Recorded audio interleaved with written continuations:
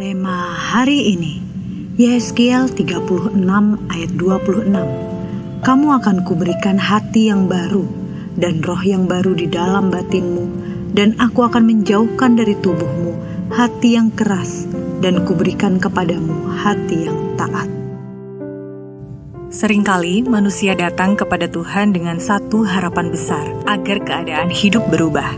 Kita ingin masalah selesai, pintu terbuka, dan keadaan menjadi lebih baik. Namun Tuhan melihat lebih dalam daripada sekadar situasi yang kita hadapi.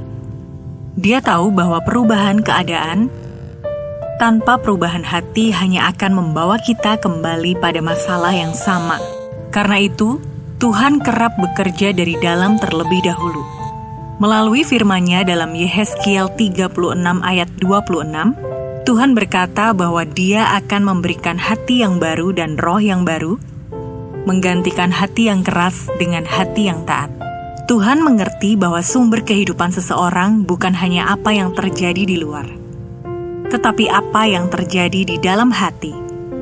Hati yang keras membuat seseorang sulit diajar, sulit ditegur, dan mudah dikuasai oleh kepahitan, kekecewaan, atau kesombongan.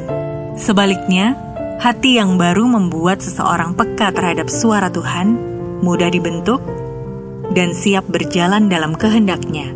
Ketika hati diubahkan, cara berpikir berubah, cara merespon masalah berubah, bahkan cara kita melihat masa depan juga berubah. Dari hati yang baru inilah, Tuhan mulai menata kembali kehidupan seseorang. Ya, Tuhan tidak sekedar memperbaiki hidup kita dari luar, tetapi membangun fondasi yang baru di dalam diri kita. Karena itu, mari datang dengan kerendahan hati di hadapan Tuhan. Jangan hanya meminta Tuhan mengubah keadaan, tetapi izinkan Dia mengubah hati kita terlebih dahulu. Mintalah agar Tuhan melembutkan hati yang mungkin selama ini menjadi keras karena luka, dosa, atau kekecewaan. Biarlah Roh Kudus membentuk hati yang taat, hati yang peka, dan hati yang mau dipimpin oleh Tuhan. Sebab ketika kita memiliki hati yang baru untuk Tuhan, bukan hanya hidup kita yang berubah, masa depan kita pun sedang dipulihkan oleh tangan-Nya. Apakah ada bagian hati Anda yang masih keras karena luka, kekecewaan, atau dosa yang belum Anda serahkan kepada Tuhan? Bagian manakah itu? Mengapa dibandingkan meminta Tuhan mengubah keadaan, lebih baik Anda mulai sungguh-sungguh mengizinkan Dia mengubah hati Anda? Bagaimana Anda bisa membuka hati dan memberi ruang bagi Roh Kudus untuk membentuk Anda menjadi pribadi yang taat kepada Tuhan?